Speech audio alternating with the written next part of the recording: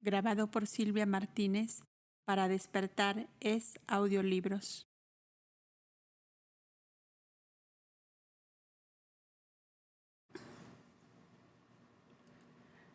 La matriarca de Cortagua. ¿Quién era ella?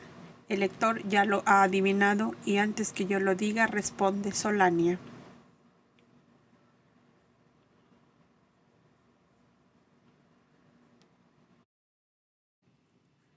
En efecto, de ella y de sus obras vamos a ocuparnos en el presente capítulo. Junto a ella hemos de ver también a Marván, el escaudillo de Artinón, y a Garbi, esclavo de los deseos, que fuera enviado por Abel desde el lejano mar Hircanio, a fin de que la matriarca de Cortagua le curase de su espantosa enfermedad moral, consistente en desearlo todo y aburrirse después de todo. Sabemos, le había escrito Abel, que es un ser que os ha pertenecido en pasadas épocas, y como nuestros hermanos del mar Caspio han fracasado en su curación, hemos creído que sois vos, matriarca, la única que con el favor divino puede curarlo. Solania le recibió con su gran corazón rebosante de dulzura, como a un hermano enfermo, largo tiempo deseado, y decía graciosamente a sus hermanos y hermanas caudas: «He aquí otro corderillo enfermo que debemos curar». «Tomadle por compañero», dijo a Marván, «pues creo que entre vos y él hay muchos puntos de contacto. Enseñadle nuestras obras y trabajos para darme tiempo a observarle y estudiar su mal».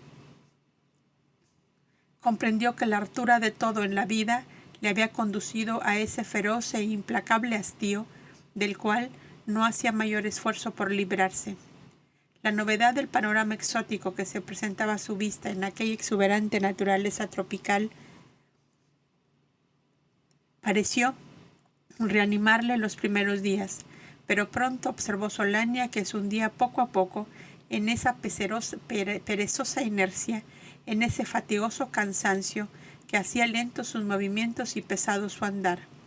La matriarca y sus hermanos hacían diaria concentración espiritual para recabar de la divina sabiduría los medios eficaces de curación para aquel ser mortalmente herido por el hastío, y por fin un día dijo Solania a sus hermanos: «En mis últimas meditaciones he podido comprender que Garbi ha contraído tan grave mal por ociosidad y por hartura de cuanto deseo satisfecho tuvo hasta hoy, y que su curación la hallará en no tener ni aun lo necesario y trabajar fuertemente». Y conforme a este pensamiento fue el método curativo que dio sabiamente la matriarca, y a este fin aleccionó a Marván. «Invitadle», le dijo, a una excursión por las montañas hacia la parte donde nuestros nativos leñadores habitaron tiempo atrás. Como sabéis, hay algunas buenas cabañas, hoy solitarias, donde poder albergarse. Haced que vais a buscar hierbas medicinales y niños y ancianos abandonados. Arreglaos en forma de que os perdáis de vista uno al otro por intervalos más o menos largos, hasta que por fin le dejéis solo en un paraje donde no le sea fácil volver. En las cabañas hay arcos, flechas y todos los utensilios necesarios para defenderse de las fieras y para buscarse lo necesario a la vida. Las frutas silvestres y los panales, las codornices y los conejos dan con abundancia el alimento a quien se tome el trabajo de buscarlo. Y esto es justamente lo que a nuestro enfermo le hace falta. La ternura y la suavidad, toda mi solicitud de madre ha fracasado. Veamos si la aspereza y el rigor nos dan mejor resultado. Que se vea librado a sí mismo en todo y por todo sin que pueda esperar nada de nadie. Marván, que también había sido curado por un duro rigor, que había oído que esa misma dulce voz de mujer le dijera un día: «Cuando nadie llore en torno a ti, entonces puedes volver hacia mí». Y Marván, decíamos, sintió profunda lástima de aquel otro enfermo que iba a ser sometido también como él lo fuera a un durísimo tratamiento. «Matriarca», le dijo, «si me lo permitís, suavizaré un tanto vuestra lección». «¿En qué forma?», preguntaba riendo Solania.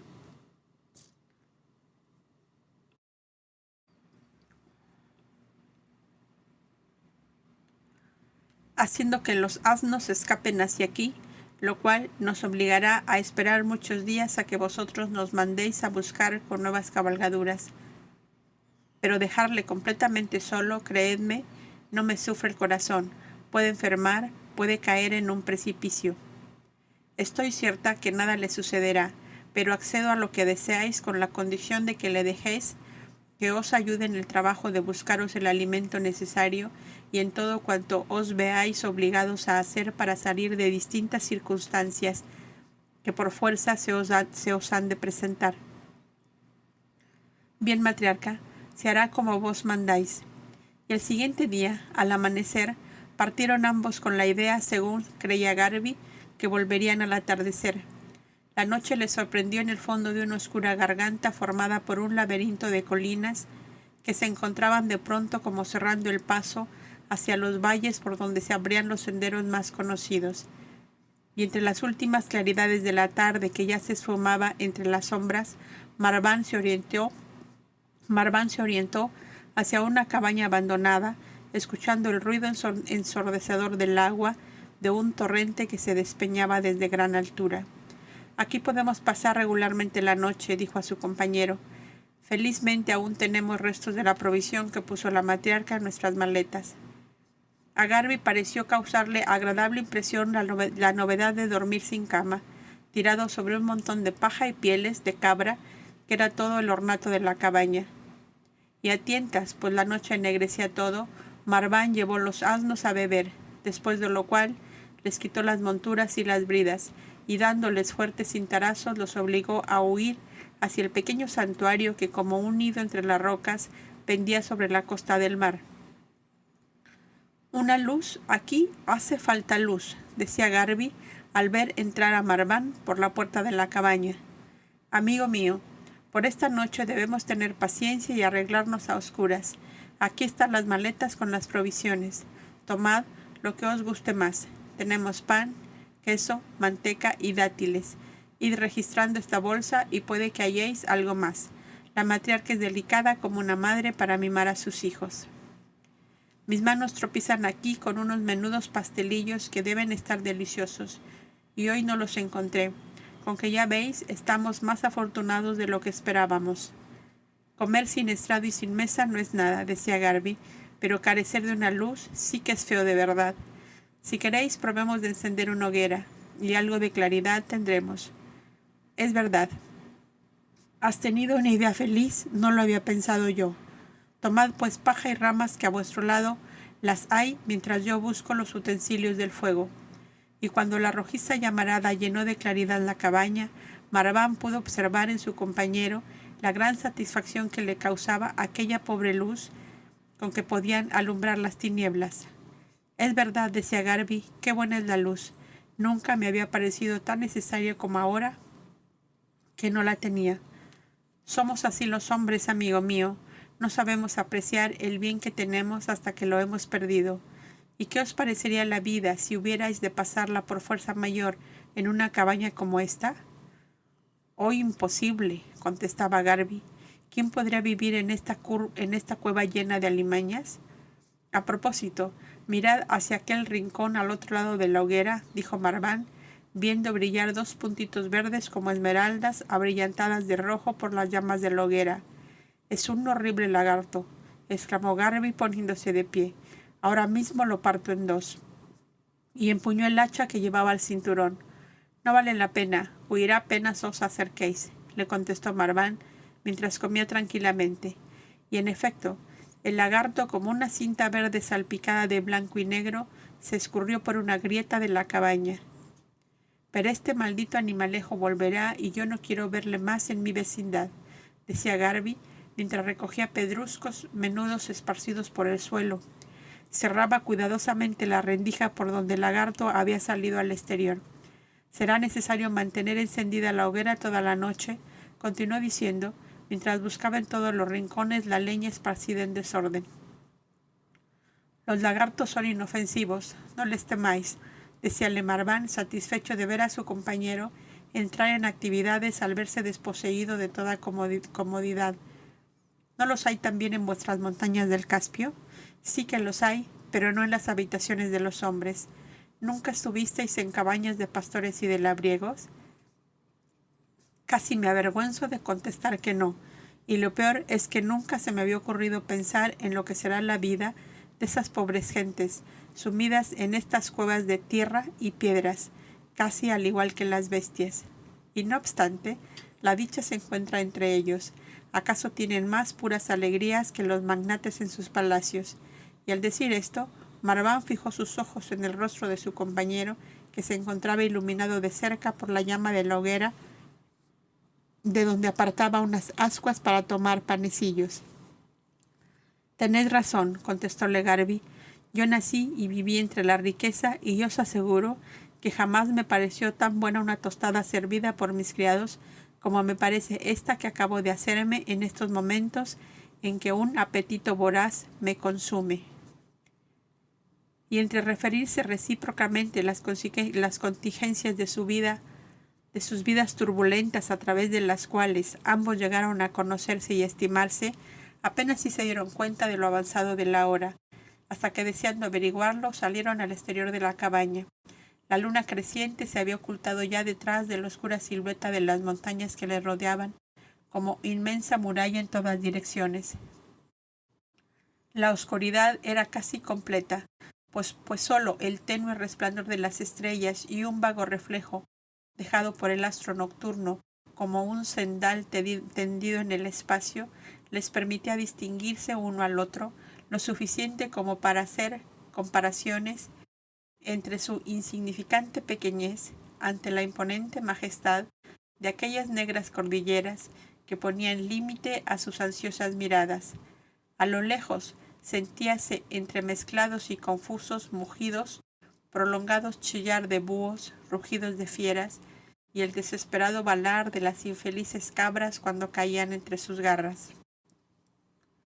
«¡Oh, qué espanto!», dijo de pronto Garby. «Estamos abandonados a todos los furores de la naturaleza. Malhadada excursión esta que empieza a helarme la sangre. Si queréis, entremos a la cabaña, y por lo demás no temáis, que tenemos infinidad de flechas y demás armas para defendernos», le respondió Marván, adelantándose hacia la entrada de la choza. Cuando apenas habían traspasado el dintel, se quedaron paralizados por el estupor, pues ambos habían sentido gritos humanos, ayes dolientes y lastimeros, voces de mujeres que lloraban en conjunto como un impresionante coro de dolorosas lamentaciones. «¿Qué es eso? ¿Y a qué antro espantoso me habéis traído?», preguntó visiblemente alterado Garby. «A lo que parece son lamentos de mujeres y parecen venir del otro lado de esa cordillera. De noche nunca estuve aquí y no acierto con lo que esto será. Como entre los nativos existen tantas supersticiones y cultos tan extravagantes, quizás se trate de la celebración macabra de algún rito que desconocemos, pero de ellas nada tenemos que temer. Por todas estas montañas se tiene un culto casi idólatra por los hombres de toga azul, a los cuales consideran como mensajeros de toda suerte de bienes y de fortuna. Con que cerremos nuestra puerta y entreguémonos al descanso, que con la primera luz del día emprenderemos el regreso». «Si es que acertamos con el camino», interrumpió Garby, que se había puesto al parecer de pésimo humor. «Amigo mío, mirando de donde aparece el sol, fácil nos será orientarnos, pero esos malditos lamentos siguen y van subiendo de tono, si hasta parece que se acercan. Nos faltaría eso, vernos rodeados de una tribu salvaje que tuviera la mala ocurrencia de comernos crudos o asados. ¿Quién sabe, amigo mío? ¿Quién sabe?», contestó riendo Marván. «Vamos, no os pongáis así, que no hay motivo para ello. Os repito que no hay salvajes capaces de devorar a los cobras por hambrientos que se encuentren. Además, esos lamentos no se acercan sino que suben de tono cada vez más, y por lo mismo no pueden durar largo tiempo». Y fue tal como lo dijo Marván. Las voces fueron paulatinamente acallándose hasta el más completo silencio. El sueño venció por fin a entrambos, que no se despertaron hasta que la luz del día penetró por una especie de ojiva abierta encima de la puerta de entrada. Siguiendo las instrucciones de Solania, Marván fingió que dormía profundamente para dar lugar a que su compañero se pusiera en actividad. Le vio levantarse y tornar al lecho varias veces. Luego tomó los utensilios del fuego y encendió lumbre. Contempló con dolor que la provisión de sus maletas estaba casi agotada, al igual que el jugo de uva y los cantarillos de manteca y miel. Solo el pan era abundante y comenzó a tostar panecillos en las primeras ascuas que se desprendieron. Y cuando los primeros resplandores del sol naciente inundaron la cabaña, Garby salió con el cantarillo en busca de agua y tornó sin él y con pasos precipitados. Marván, amigo Marván, levantaos pronto que nuestros asnos han escapado, y si corremos tras ellos quizá les alcancemos. Por favor, os digo que los asnos se han escapado. ¿Cómo podremos volver? Ya me levanto, amigo, calmaos que esas pobres bestias estarán paciendo a la vuelta de los primeros peñascos. Hombre, vuestros hábitos de príncipe os hacen padecer demasiado. ¿No os parece que entre estas imponentes montañas somos dos poderosos genios que dominamos las rocas y las selvas? Sí, para burlas estamos sin las bestias que han de llevarnos y con las maletas vacías. Bonitos genios hacemos sin cabalgaduras y hambrientos. Hombre, os ponéis demasiado trágico, no es para tanto. Con el carcaj lleno de flechas, ¿decís que somos genios hambrientos? ¿No escucháis el balar de las cabras, el pier de las codornices, el graznido de los patos silvestres? ¿No recordáis los datileros y las encinas cargadas de bellotas maduras? Ya se ve que eres extranjero en las montañas de Mauritania. Y con toda tranquilidad preparaba Marván los últimos restos de queso y frutas secas y ofrecía a su compañero un frugal desayuno. Nuestros asnos, continuó diciendo, estarán seguramente detrás de esos peñascos, y en el peor de los casos supongamos que hayan ido a parar al refugio, donde apenas sean vistos correrán en nuestro socorro. ¿Acaso vamos a morir por pasar un día más en estos bellos parajes? Tanto como morir, no, pero que lo pasaremos bastante mal es fuera de duda. Y si lo pasáramos bien, muy bien, amigo Garby, ¿qué diríais vos? Hombre, diría que sabéis sacar de las piedras la manteca y la miel que se nos acaba. A sacarlas pues, y vamos andando. Y Marván, calzándose las abarcas de monte, se ajustó a la cintura su correaje de cuero, de donde pendían armas y utensilios, llenó el carcaj de flechas y dijo a su compañero, haced vos lo mismo, y añadió el saquillo del pan y el ánfora del agua en marcha. Ya estoy, ¿hacia dónde? Vos seguid tras de mis pasos. Un resplandor de oro y púrpura teñía el azul de los cielos, aunque el sol no había sobrepasado la oscura silueta de las montañas cuando ellos se echaron a andar. Mirad cómo el ruido de nuestros pasos empieza a despertar a los habitantes de esta comarca. Sí, ya veo cómo escapan azoradas las cabras y echan a volar a las codornices y a las gaviotas.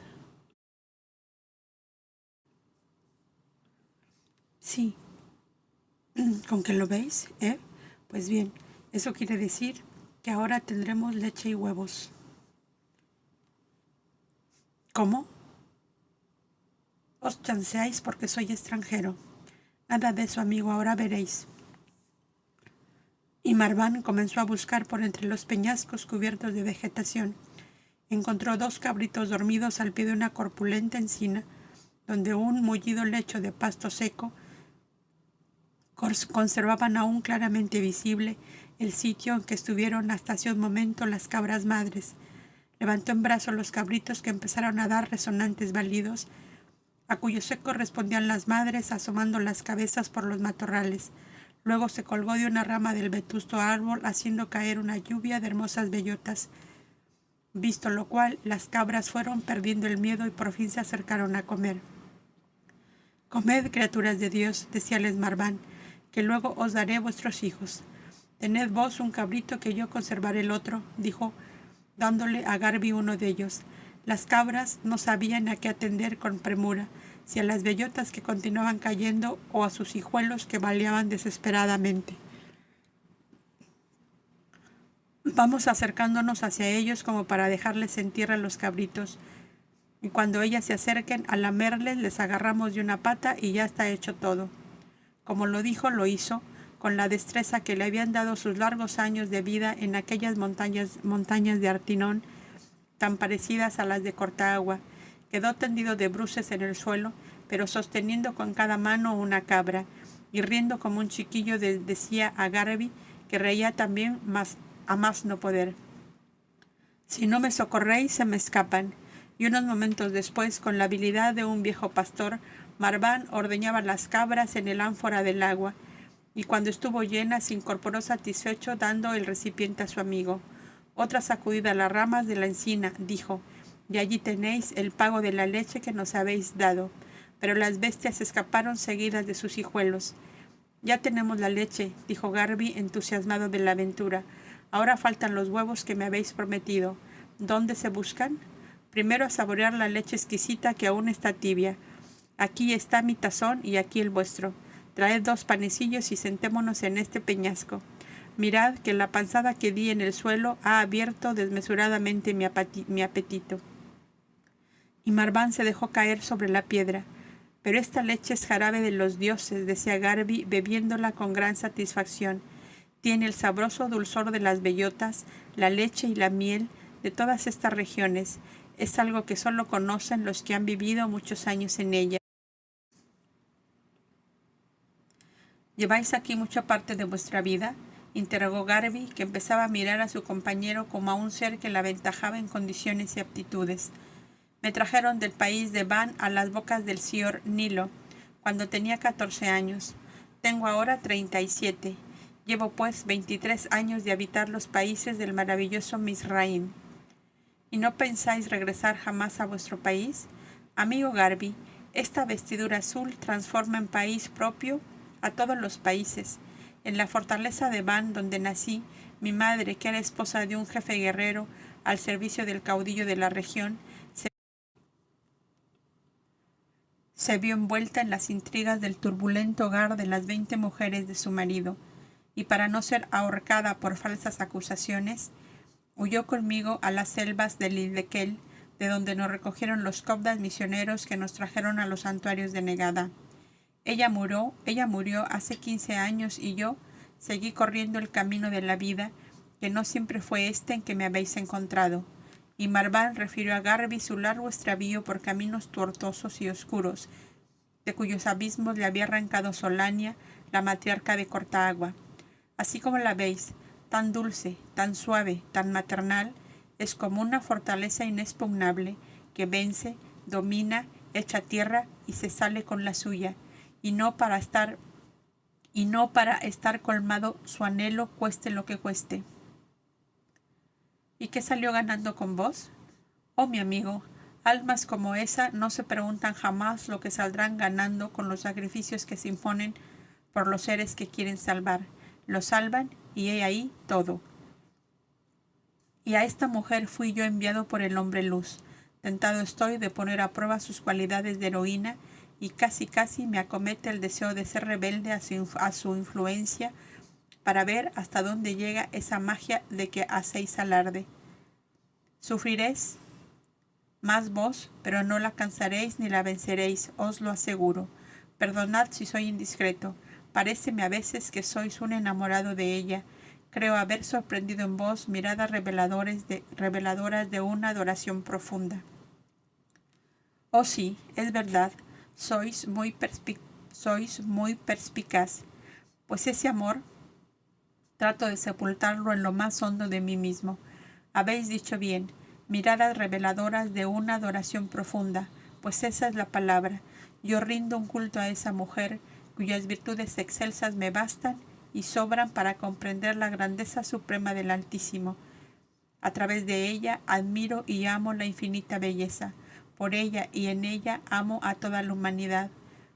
Cuando voy a sublevarme y protestar contra las maldades humanas y a enseñorearme de mi espíritu la rebelión, el hastío, el pesimismo, pienso en ella, en lo que hizo por mí sin interés material ninguno. Pienso en su bondad, en sus perfecciones, en sus virtudes. Pienso en sus ojos que miran suplicando y ordenando,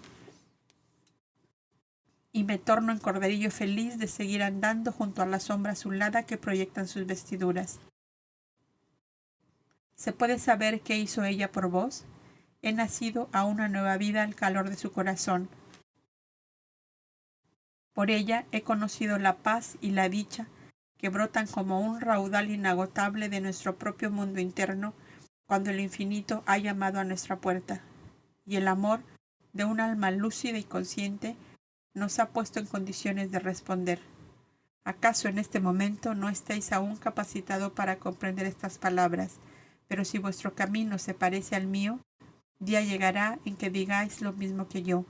He encontrado a la belleza eterna e infinita en la luz que irradian los azules ojos de esa mujer. ¿Y ella os ama tanto, tanto como vos la amáis? ¿Acaso mucho más? Me amó como aman las madres heroicas y sublimes, como aman las blancas novias de la primera juventud cuando pasan como visiones por nuestro cielo de oro y azul. Madre, novia, alma de esposa y alma de hermana, todo en un solo y único delirio de abnegados heroísmos y de consagración tierna y silenciosa.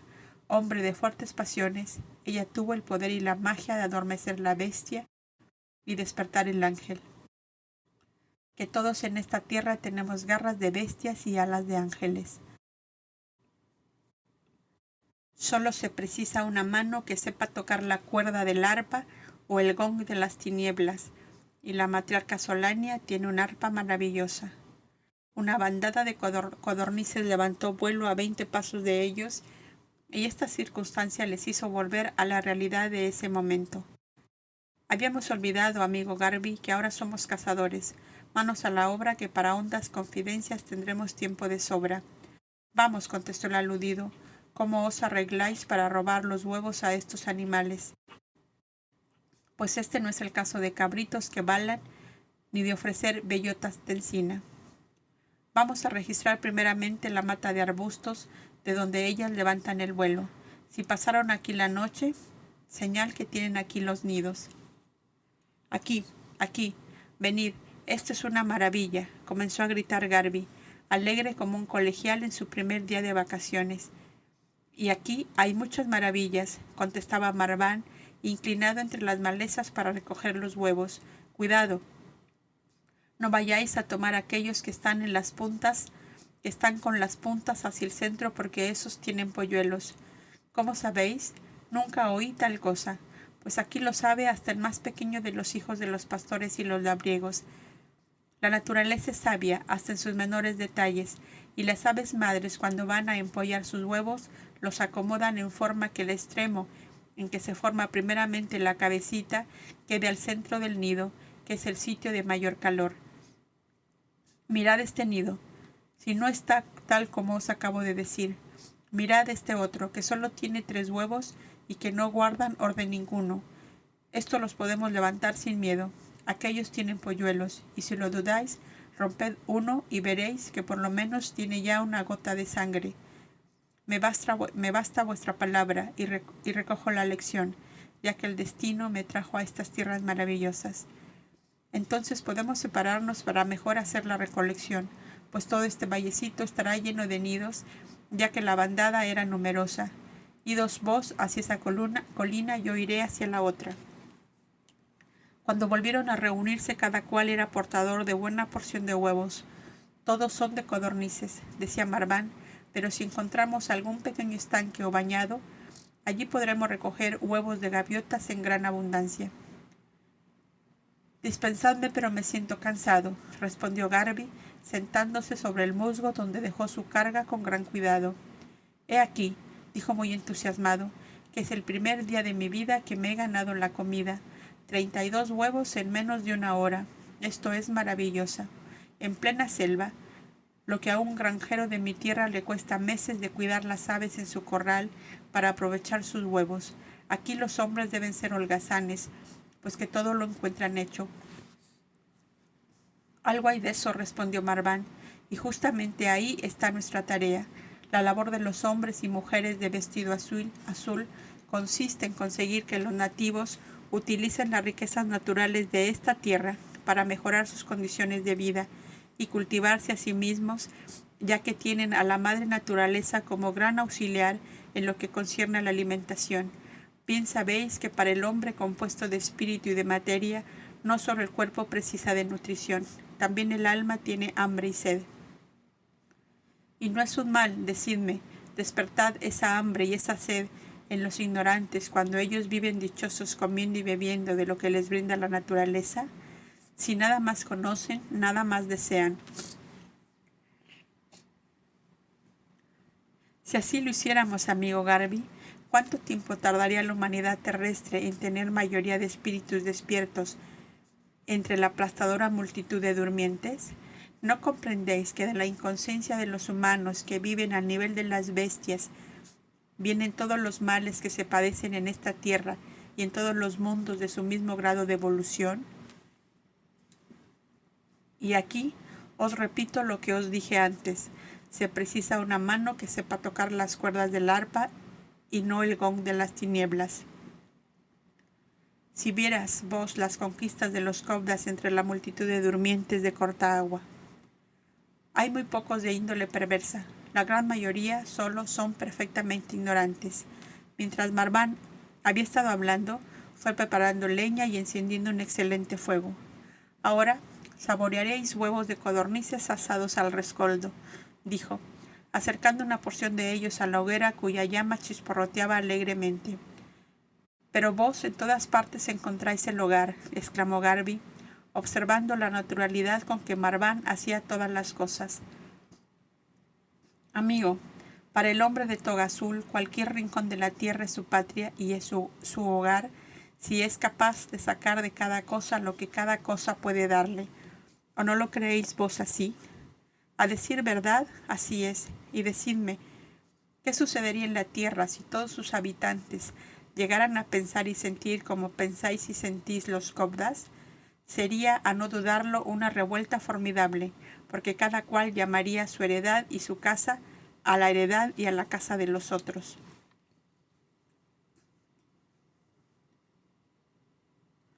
No, mi amigo, sino muy al contrario, y perdonad, si todos los hombres de la tierra pensaran y sintieran como pensamos y sentimos los cobdas, sería la armonía más feliz y perfecta. No os comprendo. Sí, mi amigo, porque anulado el egoísmo, que es ambición desordenada, ningún hombre pretendería más que aquello que le es necesario para su vida, y sin esfuerzo dejaría para sus semejantes lo que también a ellos les es necesario. Entonces habríamos llegado al triunfo definitivo de la grande y única ley que resume en sí todas las obras, la ley del amor fraterno. Lo que quieres para ti, eso mismo debes querer para tu hermano. Pero ya estos huevos están a punto de comerse y aquí los tenéis. Con que probad estos manjares de la montaña y después me diréis si hay motivo de alarma para que se hayan escapado nuestros asnos dejándonos a pie. Cuando ya terminaban la frugal comida y el sol les envolvía con sus dorados rayos, era la mitad de la mañana, y les sorprendió ver cómo trepaban a la colina que tenían a su frente unos cuantos bultos que parecían hombres cubiertos de un manto color de tierra. Los dos que marchaban delante llevaban en sus manos unidas en forma de silla otro bulto más pequeño y cubierto al parecer de una piel blanca. «Vamos allá y pronto», dijo Marván, «que esto nos interesa sobremanera», y echó a correr cuesta arriba con toda la velocidad que le permitía la irregularidad del camino y las malezas y arbustos que crecían entre las piedras. Garvey corría también, aunque sin comprender toda la alarma de su compañero. Pronto oyeron que aquellos bultos informes cantaban al son de una especie de rústicos tamboriles, un cantar monótono y pesado, algo lúgubre que hacía daño. Cuando llegaron hasta donde podían ver sin ser vistos, los dos amigos se detuvieron en el más profundo silencio. Vieron que la procesión de bultos llegó a una pequeña meseta que sobresalía en la gran montaña. Uno de ellos cegó con una hoz la maleza que cubrió una gran piedra blanca semejante a una mesa que se hubiera labrado en la roca viva. Entonces destaparon el bulto que habían conducido en sillas de manos y lo pusieron sentado sobre la gran piedra. Era una joven mujer cuya lívida palidez contrastaba con la negrura brillante de su larga cabellera suelta.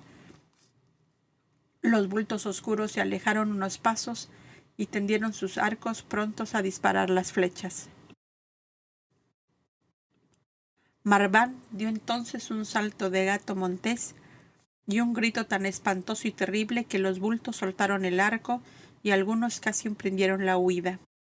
El Cauda trepó a la piedra en que estaba sentada la infeliz víctima y en la lengua de los nativos les hizo una furibunda arenga de la cual Garvey no entendía ni una palabra, pero pudo comprender que iba venciendo a aquellos extraños seres que aún no podían definirse. Para los lectores traduciremos la arenga de Marván. Con que así, a pocos estadios del refugio que os colma de bienes, pensabais cometer este asesinato. ¿Quién es esta mujer y por qué ibas a matarla? Es la más joven de las Doloras y en esta luna le toca morir a ella, si no queremos que nuestros dioses maten todo nuestro ganado y sequen nuestras cosechas. ¿Sabes quién soy yo? Sí, lo sabemos. Uno de los genios azules que traen la suerte a los pueblos. Habéis llegado en buena hora, porque nuestros ganados morían de una extraña epidemia. Bien, yo quiero la vida de esta mujer, ¿lo oís? La tenéis, pero no hagáis que vuestro Dios nos hiera con sus rayos de fuego. Sabemos que vuestro Dios es superior a todos los dioses. Amigo Garvey, aquí se nos presenta un hermoso trabajo para realizar si queréis seguirme. Garvey salió de su escondite y se fue acercando lentamente. No temáis nada, le dijo Marván, que estos nativos tiemblan ante una túnica azul, pero tened el hacha empuñada y que os vean valeroso y resuelto. ¿Cuál de vosotros es el amo? Descubríos, porque yo os hablo descubierto. Los bultos dejaron caer sus oscuros mantos y se vio que todos eran mujeres. Marván y Garvey se quedaron estupefactos. ¿Cómo? ¿Ni aun entre vosotras sostenéis un poco de compasión? ¿Es posible que hasta este punto os fanatice la ignorancia? Oh, buen genio azul, exclamó en un extraño lenguaje que se asemejaba a gruñidos intercalados de pequeños gritos, la que parecía mayor de aquellas mujeres. Nuestro tormento es grande como estas montañas, porque a veces nos obligan a subir a la piedra de la muerte a nuestras propias hermanas. ¿Y quién os obligó a esa barbarie sin nombre? Los jefes de la tribu, los hijos del sol. ¿Y vosotras, quiénes sois? Somos las 20 Doloras destinadas a pagar por todos los males de la tribu. Nuestro trabajo consiste en lamentarnos y en morir o matar a nuestras compañeras cuando los dioses lo mandan. Y erais vosotras las que arrojabais al viento esta última noche tan espantosos lamentos. Sí, era el aviso a la tribu de que ya estaba elegida la víctima para el sol de este día. Y si no la matáis, ¿qué os sucederá a vosotras? Que seremos arrojadas a las fieras antes de ocultarse este mismo sol. Marván meditó unos momentos. Llamó con el pensamiento a la matriarca Solania desde lo más profundo de su espíritu y esperó a que las sutiles ondas telepáticas le trajeran la respuesta. Y las azoradas Doloras se miraban con espanto pensando: hace conjuros para salvarnos a todas, y cayeron de bruces al suelo dando golpes con la frente sobre las piedras. Marván, inmóvil como una estatua, continuaba con sus ojos semicerrados, mientras su pensamiento apremiaba el llamado al espíritu fuerte que tenía la misión de velar como un astro sereno sobre la oscura noche de aquella porción de humanidad sumida en las tinieblas de su ignorancia. Por fin llegó la respuesta. Marván, amado Marván, no vaciles en presentarte ante los jefes de esa tribu, cuya redención es la obra grande que venimos a realizar, tú y yo, en los peñascos de corta agua. Yo estaré contigo. El Cauda redimido de Solania no vaciló más. Llevadme, les dijo a las Doloras, ante vuestros jefes, y desatad a esta joven, que yo respondo de todo. Perdonad, buen genio, pero ella no debe volver allá sino tendida sobre esta red como si fuera muerta. ¿Y por qué así? Porque casos hubo en que nos faltó valor para dar con nuestras flechas en el blanco, y los vigías mataron a la destinada y a 2 más de entre nosotras en castigo por la rebeldía. Tengo una idea. extended la red y que la joven se recueste en ella. Y Marván fue a la piedra y trajo a la doncella, que no representaba más de 17 a 20 años.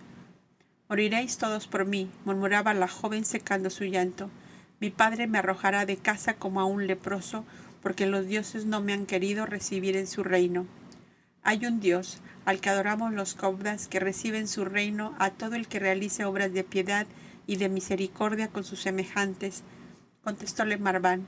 «No llores, mujer, que hoy este sol, a quien tanto teméis, alumbrará el comienzo de la dicha para tu pueblo. Tiéndete en la red». La joven obedeció, y Marván la cubrió con su capa azul que llevaba arrollada sobre sus hombros. Las 20 doloras, cubiertas con sus oscuros mantos, levantaron la red y echaron a andar, tocando los tamboriles como lo hicieran al venir. Marván y Garbi marchaban delante, llevando como pabellón la capa azul de Garbi, que atada en 2 largas varas sostenidas por ellos mismos, simulaban un inmenso pájaro azulado con las alas abiertas.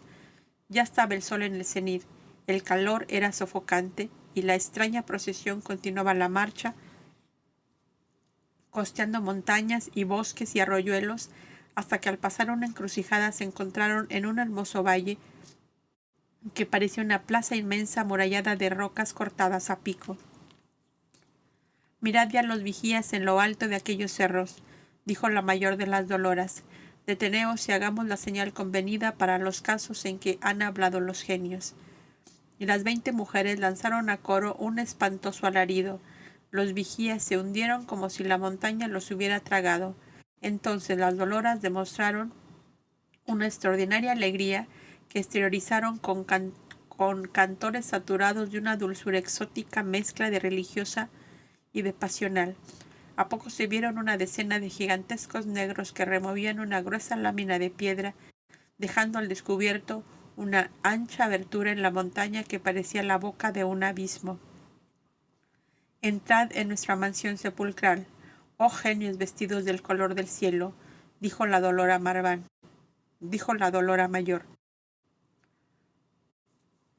Garbi miró con gran recelo a Marván, interrogándolo con sus ojos, pero éste siguió avanzando, impávido, con su capa azul levantada en alto. Un ambiente frío y de enervantes perfumes los envolvió de inmediato. A lo lejos se veían hachones encendidos, cuya rojiza llama parecía rasgar las densas tinieblas. Al final de aquella inmensa sala subterránea se detuvieron, dejando la red sobre el frío pavimento. Entre el séquito de los hachones se acercaban 20 hombres de edad madura, ataviados de mantos de plumas de vistosos colores y ostentando en sus cabezas los símbolos de su poder. Los unos llevaban como tiara o corona una cabeza disecada de león, otros de leopardo, de jabalí, de búfalo, de tigre, de ciervo. Detrás de todos venía un anciano de moreno semblante y larga barba blanca, y cuya cabeza aparecía coronada por 7 cabezas de águila unidas en un solo cuerpo. Era el jefe supremo, el señor de la vida y de la muerte, el Faz, como ellos le llamaban. Se abrieron paso hasta las doloras y se detuvieron ante la red en que yacía la joven cubierta con la capa azulada de Marván. El silencio era profundo. Las doloras miraban con espanto el rostro del anciano coronado con cabezas de águilas. Marván sintió la dulce voz amiga en su mundo interno. «Habla tú el primero», y dando un paso decidido y firme se inclinó ante el anciano y le habló en su lengua. «Faz, ya sabéis que los genios del vestido azul no queremos el dolor de los hombres, sino su alegría y su paz. Por eso hemos impedido a estas mujeres dar muerte a esa doncella. Poned precio a su vida si queréis, que lo que pidáis por ella os será dado, pero la queremos viva y no muerta». El anciano, sin contestar, se acercó a la red y levantó la capa azul que la cubría. Y los 2 cobdas vieron que en verdad parecía un cadáver. ¿Habrá muerto de terror y espanto?, pensaron ambos. El anciano dio 2 palmadas con sus manos. La joven abrió los ojos. «Los dioses os conceden la vida. Levantaos», le dijo, «y vete con estos genios azules».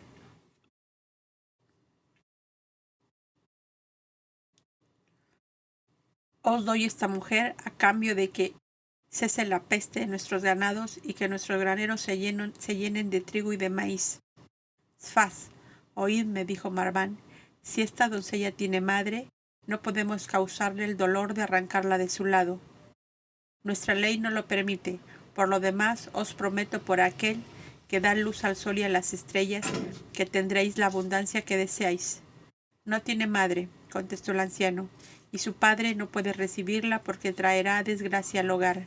Lleváosla pronto y dejadnos en prenda vuestras capas azules hasta que haya cesado la peste y se hayan llenado nuestros graneros. Entonces, las 20 doloras arrojaron un puñado de ceniza a los pies de la doncella y se tiraron a tierra dando agudos gemidos. La consideraban muerta para ella. La consideraban muerta para ellas. Los hachones se apagaron y el anciano jefe, señor de la vida y de la muerte, se colocó entre ambos cobdas cuyas manos tomó y levantó en alto como un juramento de alianza. Queremos vuestra amistad, le dijo Marván. ¿Dónde os podremos ver otra vez? En el Cerro de Oro, junto al torrente donde nace el río Fesén, en la primera luna de las flores de naranjo. Bien, Faz, hasta ese día nos despedimos de vos. Y ambos tocaron con sus manos el pecho del anciano, que era el más cariñoso saludo usado en el país. Cubrió a la doncella con el oscuro manto de las doloras y despidiéndola le dijo: que los rayos del dios Sol te hagan cenizas si estos genios no cumplen su juramento. Ella vivirá, Sfaz. Ella vivirá porque ese sol es vida, energía y felicidad, y porque los hombres de vestido azul jamás faltan a lo que han prometido. Y los tres traspasaron el umbral de la negra caverna donde quedaba sepultada una bella esperanza, la de redimir aquella numerosa tribu en medio de la cual acababan de sembrar la primera semilla de la fraternidad y del amor. Y lleno de profunda emoción, sintió de nuevo el cobda Marván la dulce voz amiga que repetía como notas de una música sideral: amado Marván, anota otro triunfo más en las páginas de oro que vas escribiendo con tus obras hasta llegar a conquistar para ti mismo la paz y la dicha que te ofreció un día tu matriarca Solania. Y ambos, seguidos de la joven Dolora silenciosa y mustia, emprendieron el regreso a la cabaña. Comprendió Marván que la infeliz hacía grandes esfuerzos para seguirles, por lo cual la invitaban a frecuentes descansos que ellos aprovechaban para recoger huevos, pichones de codornices o frutos silvestres. Cuando llegaron al lugar donde esa misma mañana encontraron a las Doloras, prontas a consumar el sacrificio, buscaron de acercarse a la gran piedra junto a la cual habían dejado el saquillo del pan con otras provisiones y el ánfora de la leche. Vieron con asombro que la enorme piedra blanca donde tantas y tantas doncellas habían perdido la vida estaba abierta en dos, y la grieta que comenzaba allí se extendía hasta una altura considerable de la montaña de que formaba parte. La joven Dolora abrió los ojos desmesuradamente al verla y, dando saltos y gritos de alegría, se postró en tierra ante los cobdas, murmurando a la vez algo que quería significar alabanzas y bendiciones, pero que solo era una jerigonza ininteligible. Marván, que ya entendía mucho aquel tosco lenguaje, dijo a su compañero: dice que la rotura de la gran piedra significa que no morirá más ninguna mujer sacrificada a los dioses, y creo que así será, pues que aquí han obrado fuerzas psíquicas poderosas puestas en acción por la matriarca Solania para despertar la lucidez de estas almas con el auxilio de sus propias supersticiones. Y de ahí que la joven Dolora rindiera ese homenaje a los cobdas, pues creía que eran ellos los genios azules que habían destrozado el ara de los sacrificios. Marván, emocionado un tanto con las manifestaciones de la joven, se acercó hasta ella y la levantó del suelo. «Mujer», le dijo, «solo el Altísimo, que encendió en los espacios el sol y las estrellas, debe ser adorado por los hombres. Ya no eres más una bestezuela que los hombres pueden sacrificar a su antojo. Desde hoy eres un espíritu libre, bajo el amparo de la ley divina, madre sabia y justa de todos los hombres, de todos los seres, de todas las cosas. ¿Cuántas veces viste florecer los naranjos y cuál es tu nombre? En la primera próxima serán 19 veces que veré florecer los naranjos. Mi madre me llamó cielo azul porque nací en una mañana sin niebla y sin nubes. Y los genios vestidos como el cielo vinieron a salvarme de la muerte. Y la infeliz, al decir tales palabras, reía y lloraba.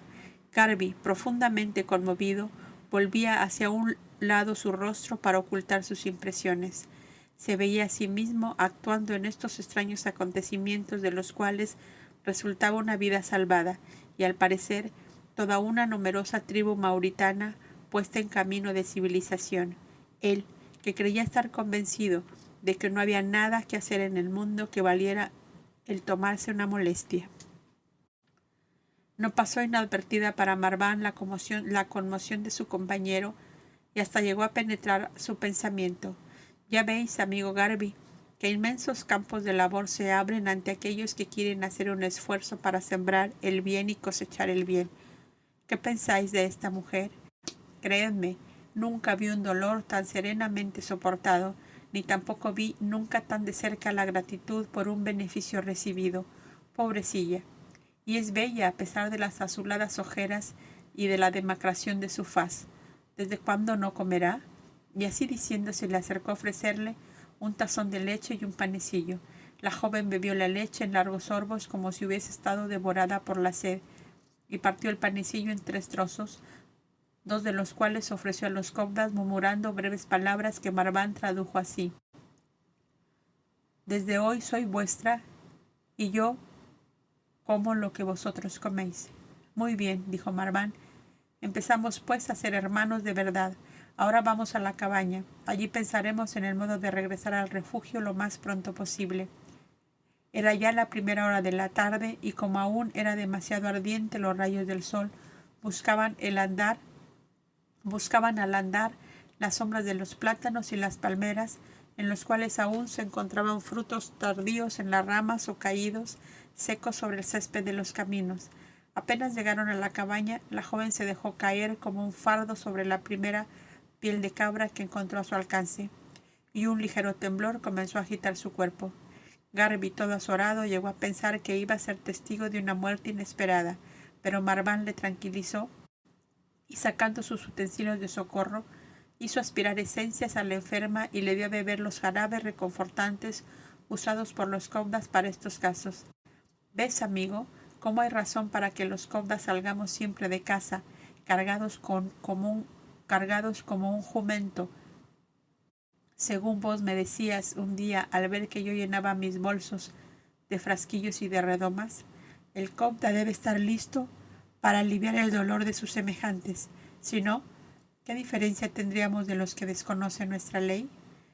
En verdad, decía Garby, veo que soy como un chiquillo que entra a la escuela. En el santuario del mar Hircáneo vi cobdas sabios consagrados a elevados estudios y cobdas místicos dedicados a trabajos mentales muy superiores a mis capacidades y comprensión. Más aquí veo cobdas curando enfermos, salvando a los débiles entre las garras de los prepotentes, enseñando a vivir como humanos a los que aún conviven con las bestias de la selva. Aquellos me parecían casi seres siderales, ultraterrestres. Aquí veo cobdas que andan caminos que yo puedo andar con poco esfuerzo. Y creedme, Marván, hermano, que empieza a gustarme esto de salir a buscar huevos y frutas silvestres y volver con un ser humano salvado de la muerte. Otra odisea como esta, y Garby, el eterno aburrido, el empedernido holgazán, acabará por sentirse el héroe de una epopeya maravillosa. Dadme ese jarabe. Quiero ensayar si soy capaz de dárselo así, gotita a gota, en su boca reseca. Encantado, amigo Garby, contestó Marván.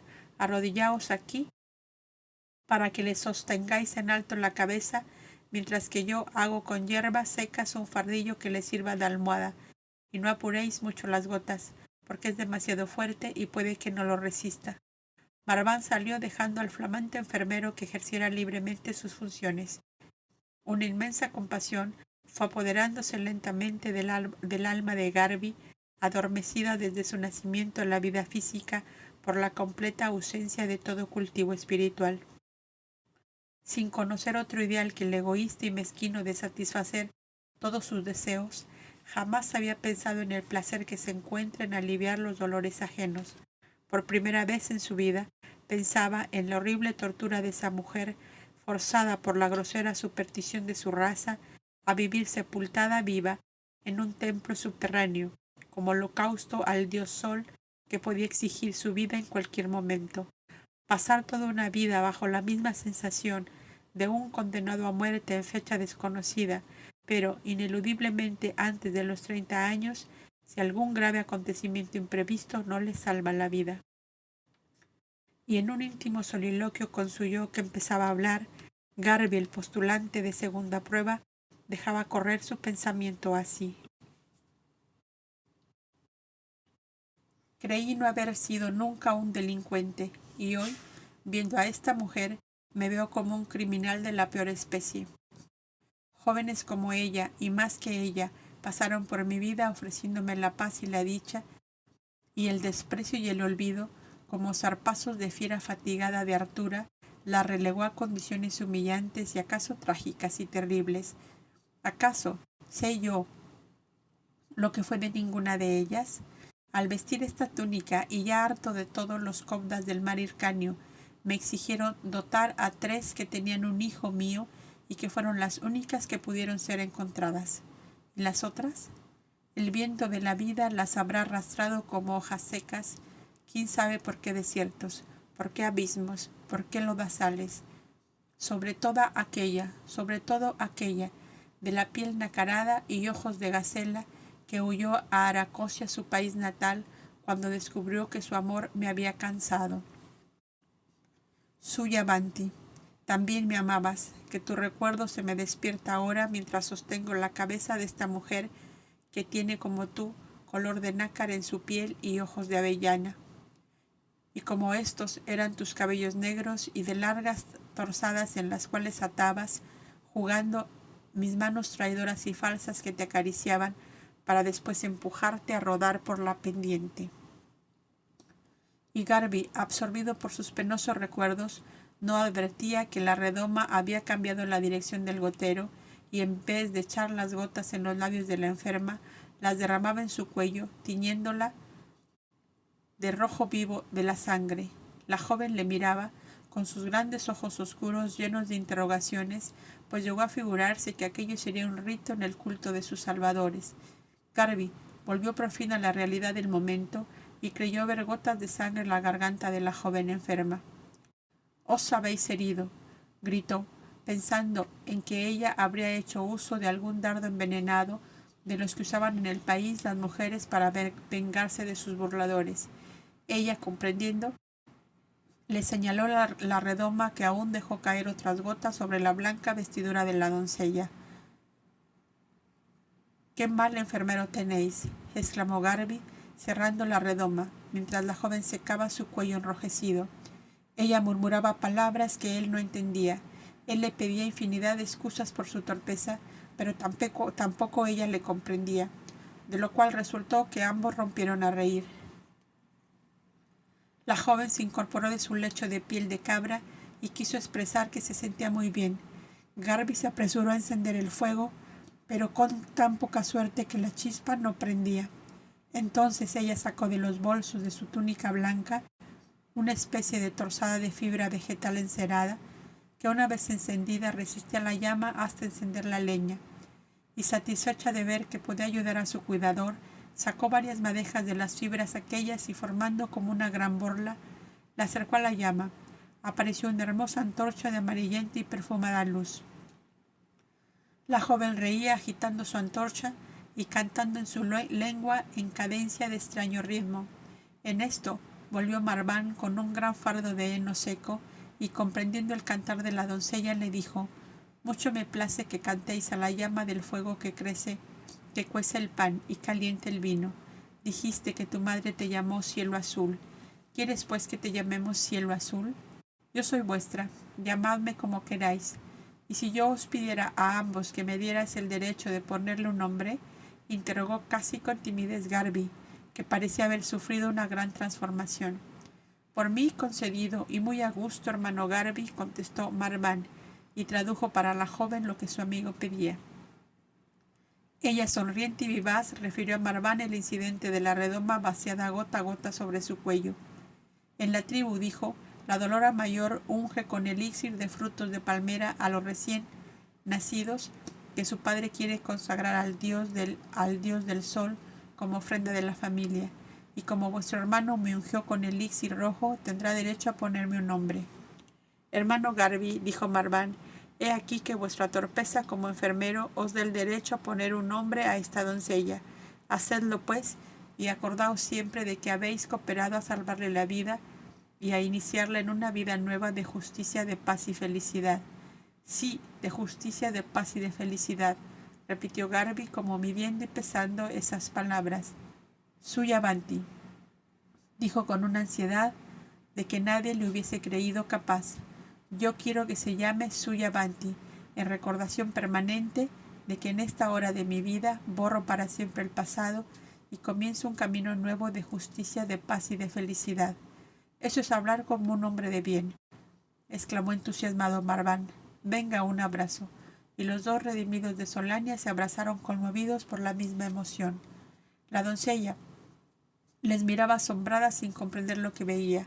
Marván adivinaba la luz nueva que se encendía en el alma de su compañero y pensando en que también para él cantó un día la alondra divina que le despertó de su letargo, voló con su mente hacia el refugio de corta agua donde velaba como un astro sereno la incomparable Solania. La llamó con infinito afán y pronto su irradiación inundó de energía y de amor la rústica cabaña donde se elaboraba aquel principio de redención. Las ondas de la telepatía le dijeron muy quedo: amado Marván, el amor es y será el mago divino que salva todos los abismos. Deja pues florecer ese nuevo rosal cuyo nacimiento has regado tú. Y esa misma tarde, cuando ya el sol se inclinaba al ocaso, emprendieron el regreso al refugio, pues la matriarca les había enviado por un pastor de la comarca los asnos que se marcharon el día anterior.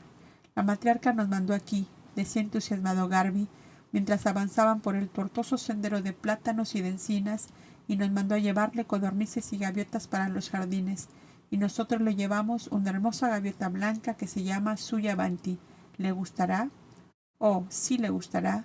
Ya iréis conociendo el alma de la matriarca Solania.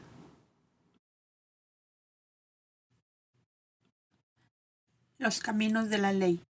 Cuán ocultos e ignorados son para los hombres consagrados de ordinario a la búsqueda ansiosa de los bienes materiales. Menos ocultos y misteriosos son para quien se coloca en el justo medio, o sea, el que basado en los principios de la verdad eterna camina sin desviarse de la ruta marcada por ella, vivir dentro de la grosera materialidad del plano físico terrestre sin que ella obstruya los caminos de la eterna ley para el espíritu encarnado. He ahí la obra grandiosa de los coptas de aquella lejana civilización que fue como un chispazo de luz en los comienzos de ese ciclo de evolución humana. Y la ley respondía ampliamente, justicieramente a ese afán de los seguidores del hombre luz, dándoles el 100 por 1 en las diversas épocas en que hicieron ostensible su acción civilizadora sobre la faz de la tierra.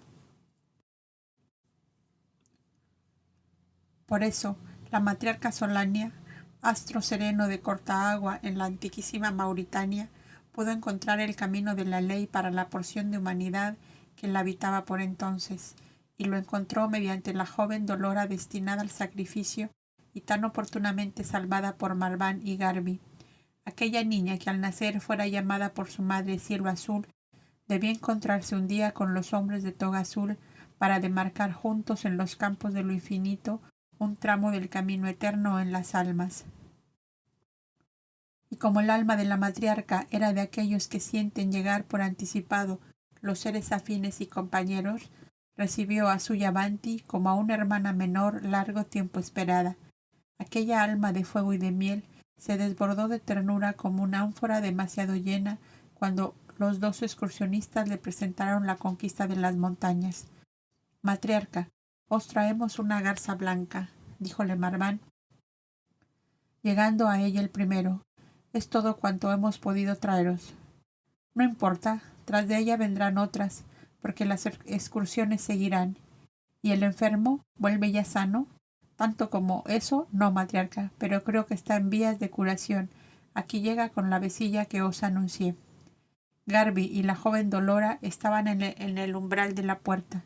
Solania la envolvió en la viva luz de sus ojos azules, que hicieron bajar los suyos a la hermosa doncella de la piel de nácar y ojos de gacela. Breves segundos duró aquel examen, y la matriarca dio 2 pasos hacia ella. Le abrió los brazos con una ternura verdaderamente maternal, y la jovencita se arrojó entre ellos llorando a grandes sollozos. Los ojos de la matriarca se abrillantaron de lágrimas mientras la estrechaba sobre su corazón, diciéndola tiernamente: «Mi garza blanca del jardín de Numo, ya no llorarás nunca más, porque llegaste por fin al hogar que te esperaba». Y cuando Marván le relató las circunstancias en que la habían encontrado y el pacto hecho con el esfaz de la tribu, la ternura de la matriarca para con la joven salvada se tornó como en un delirio de amor maternal. «No podías haberme traído nada más bello que esta dulce gacela de las montañas», decía. «Anoche, después de que llegaron vuestros asnos, me tocaba el turno de concentración, y en ella tuve una interna visión de vosotros, que volvíais seguidos de una multitud de aves de diversas especies y tamaños, y comprendí que debía de haber allí una alusión a futuras conquistas de almas que vosotros haríais, y percibí la presencia en torno mío de suaves y dulces creaciones de vuestro pensamiento.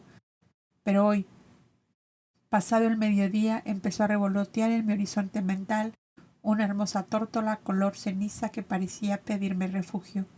Y yo pensé, según tengo costumbre, en que el amor eterno me hiciera capaz de amar hasta el sacrificio a todo ser que cruzara por mi camino, con lo cual aquel pensamiento tenaz se esfumó dejándome completamente tranquila y aún con mucha alegría.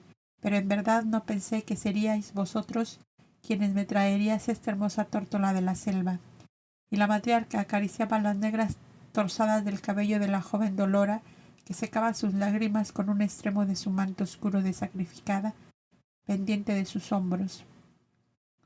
Hacía tanto tiempo que la infeliz no sentía la dulzura de una caricia ofrecida con amor verdadero, que su almita entumecida de frío se ahogaba ahora en las olas caudalosas del amor de Solania, desbordándose sobre ella como un río salido de madre. Las Doloras eran las sacerdotisas de la muerte, y no podían dar ni recibir demostración alguna de amor, ni aun de la propia madre. Solo podían salir de su templo subterráneo en los días sin sol, salvo el caso de ir a la piedra de la muerte para ofrecer un sacrificio al dios Sol. ¿Cómo, pues, no había de verter lágrimas de emoción y de ternura, viéndose tan dulcemente acariciada por aquella hermosa mujer rubia de ojos azules, que le aparecía como una visión jamás soñada, como un jirón de cielo azul, saturándola de tibia y dulce claridad? Y Garby, silencioso y mustio, pensaba en las innumerables tórtolas a quienes él, como buitre voraz, había destrozado, dejándolas a lo largo de los caminos oscuros de la vida. Tan brusco y duro era el contraste que le ofreció el recuerdo con el cuadro que tenía en la vista, que desviándose rápidamente de la puerta donde se quedara como clavado, se perdió por el bosquecillo de acacias que sombreaban la casita de piedra como embutida en la falda de la colina. Marván iba a detenerlo, pero Solania lo contuvo con una señal. «Dejadle», dijo, «que ahora comienza para él la lucha precursora del despertar». «¿Qué dice él a todo esto?», preguntó la matriarca, haciendo sentar a la jovencita en un pequeño taburete junto a su rústico sitial de encina. «Creo que está enamorado», dijo Marván, mirando a la joven que nada comprendía de este lenguaje. «Sí, pues alerta con ese amorcillo, que si bien puede ser para él un medio de curación, ya sabemos que su mal es cansarse mañana de lo que hoy desea y ama. El amor en él es un estilete de 2 filos, y por tanto hiere a 2 a la vez. Tenemos que salvar pues a la tórtola y también al gavilán. ¿Qué os parece? Que sois la prudencia y la sabiduría en acción. Decid vos, matriarca, lo que hemos de hacer. Sentaos aquí junto a mí, amado Marván, y hablemos con esta niña, que ya vos entendéis la lengua de los nativos mucho mejor que yo. Y Marván, sentado ya, se dirigió a la silenciosa joven, que parecía ensimismada en quién sabe qué pensamiento, y en su lengua le habló. Esta es nuestra matriarca, como si dijéramos nuestra madre, que desde hoy lo será también para vos. Os ha demostrado ya que os ama como una hija. ¿Seréis feliz entre nosotros? Oh, sí, mucho. Estaba pensando que es como si hoy hubiera vuelto a nacer. Aquí viviré siempre, al lado de ella, al lado vuestro. ¿No me llevaréis más a las Doloras ni a los jefes de la tribu? No penséis eso jamás. Aquí viviréis siempre si vos lo queréis, pues aquí no se retiene a nadie por la fuerza. Dentro de breves momentos conoceréis otras madres como la matriarca Solania y muchas doncellas y niñas como vos que viven también aquí. ¿Son esas vuestras Doloras?, preguntaba sobresaltada la muchacha. No, hija mía, contestó la matriarca, tomándole una mano y reteniéndola sobre sus rodillas como para inspirarle confianza y tranquilidad. Aquí no hay Doloras, sino compañeras que te amarán mucho si eres buena y cariñosa. Preguntadla sobre su tribu para que nos orientemos en lo que debemos hacer por ella, dijo Solania a Marván, el cual continuó su diálogo con la joven Dolora. ¿De cuántas familias se compone la tribu? Son 4 veintenas dobles, sin contar la familia del Sfaz, que es la más numerosa. Son 160 familias y la de Sfaz, dijo Marván. Y cada familia tiene un jefe, que son los que con el Faz resuelven todas las cosas de la tribu, añadió la joven. ¿Y las Doloras qué autoridad tienen en los rituales de vuestro culto?, preguntó Solania. Significa una especie de nobleza el serlo, y es considerada como preferida de los dioses la familia de la cual salieron más Doloras. Las 10 Doloras mayores pueden salvar los reos condenados a muerte y apartar el graznido de los campos sembrados y conjurar las pestes y todo mal que amenace a la tribu. Pero para esto es necesario que una de ellas, por sorteo, sea entregada a las flechas y después quemada, para que con sus cenizas diluidas en aceite ungir a las que van viniendo y para curar a los enfermos. —¿Y si no tenéis Doloras, cómo calmáis las iras de vuestro Dios? —preguntó la joven. —Nuestro Dios es vida y amor. Vivir amando, amar siempre. He ahí la voluntad de vuestro Dios, de nuestro Dios —contestó Solania, enternecida por las preguntas llenas de asombro de la jovencita. —¿Y me amáis por mandato de vuestro Dios? —Sí, hija mía, y por mi propia voluntad. —Oh, qué buen Dios es el vuestro. ¿Qué haré yo para ser recibida entre sus servidoras? Amar intensamente y obrar conforme a los dictados de ese amor. ¿Y a quién tengo que amar? A todos, niña, a todos los seres. Primero que a todos, a vos, madre mía, dijo en una explosión de ternura mientras se abrazaba de Solania con igual fervor que pudiera hacerlo con su verdadera madre. Y después a vos, añadió abrazando también a Marván, que con gran emoción contemplaba aquella escena. Como si abrazaras a tu padre, dijo el cobda estrechándola a su pecho, pues mi edad dobla la tuya. Qué bello es tener a madre y a padre que me aman y son amados por mí. Vuestro Dios es el más bueno y grande de todos los dioses. ¿Dónde está para adorarle y bendecirle, para vivir postrada siempre ante él? Nuestro Dios, hija mía, no es un trozo de oro o de plata, no es una montaña, ni un árbol, ni una estrella, ni aun el mismo sol. Nuestro Dios es invisible, pero se le siente en todas partes, en todos los seres, en todas las cosas. Su hálito divino está en el amor que me tienes y en el que yo siento por ti. Está en el amor de todas las madres, de todos los hijos, de todos los esposos, los hermanos, los amigos. Nuestro Dios es la energía creadora de mundos, soles, estrellas, seres y cosas. Y lo mismo anima la formidable potencia de los soles que el vuelo de un insecto o el canto de un pajarillo.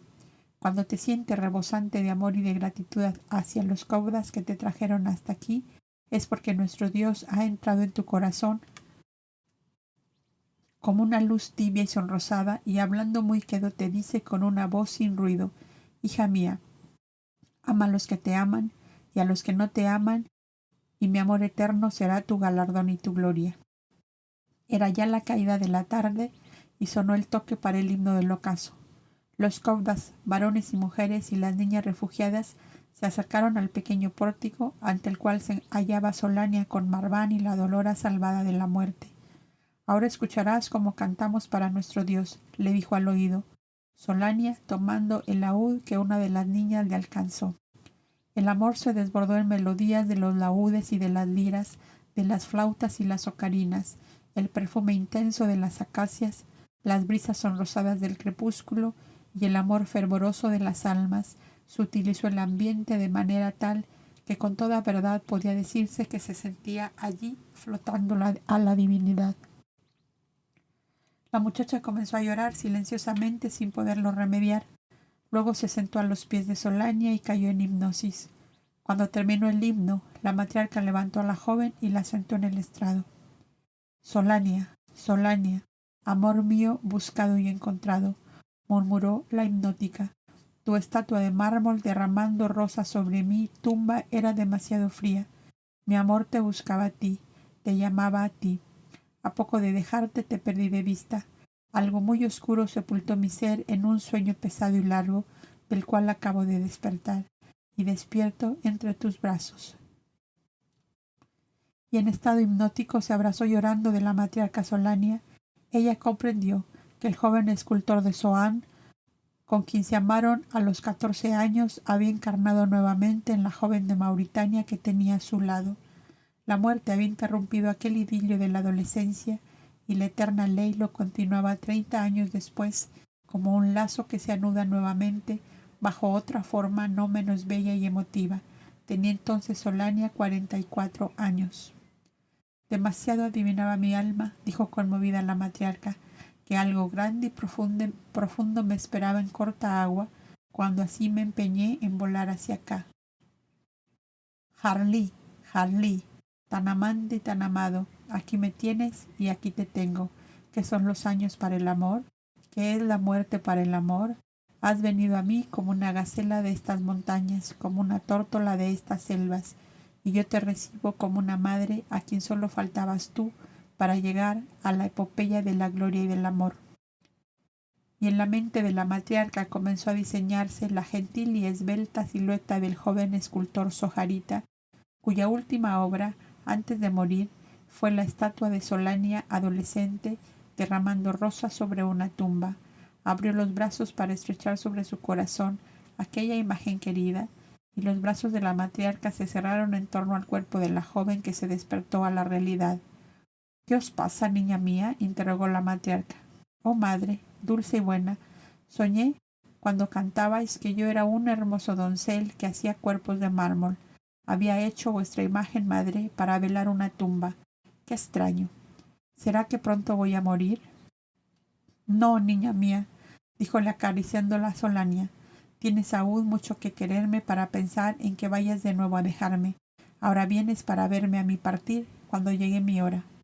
«Matriarca, por piedad», intervino Marván, «no habléis de partir cuando vuestros hijos somos aún pequeñitos que no sabemos caminar solos.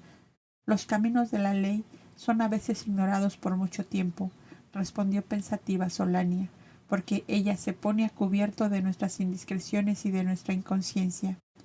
¿Cuántas veces estorbaríamos el cumplimiento de la ley si supiéramos la forma y hora de sus designios? Marván», añadió después de un breve silencio, «que el Altísimo os colme de dones por la hermosa garza que me habéis traído. Buscados ruego a Garbi, llevadla a vuestro refugio, que ya anochece, y pasada la refección venid a nuestro pequeño archivo con vuestra carpeta, porque tenemos que trabajar. Yo tendré también preparada a mi notaria. A Sebán, Giro y Salem, participad cuanto habéis hecho, pues juzgo que es esto el principio de muchas otras obras a realizar. ¿Cuántos alumnos tenéis? 46, pero ya sabéis que no todos viven permanentes en el refugio. Que vengan entonces 2 de nuestros hermanos y que los otros permanezcan allí como vigías. ¿Y nuestros 2 precursores cómo están? Ellos, felices de ver cómo su sacrificio y su larga espera va dando por fin resultado. Parece que han rejuvenecido 20 años.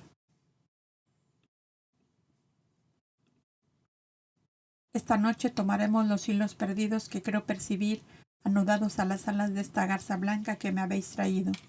Y si es así, mañana y en días subsiguientes nos reuniremos a mediodía en el archivo para que puedan concurrir también ellos dos, que más que todos nosotros conocen el lenguaje y costumbre de estas razas. Los ancianos Delvis y Querene esperaban que una circunstancia cualquiera nos pusiera en contacto con los hijos del sol, que, según ellos, es la tribu más esquiva y orgullosa de estas comarcas, pues ellos se creen la aristocracia de toda la Mauritania.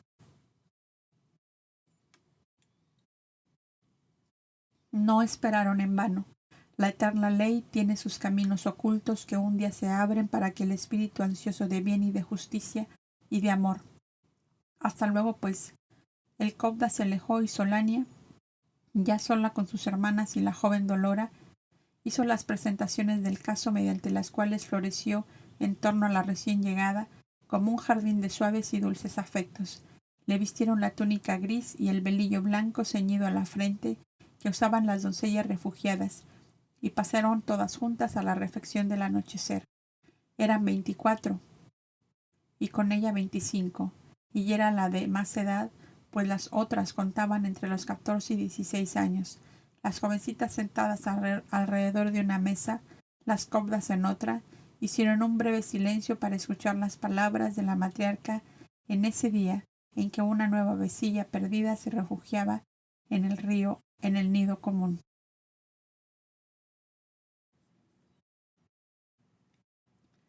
Y siguiendo la vieja costumbre de los cobdas, cada uno de los comensales ofrecía algo de su cestilla a la recién llegada, a la cual se le ponía delante la cestita vacía.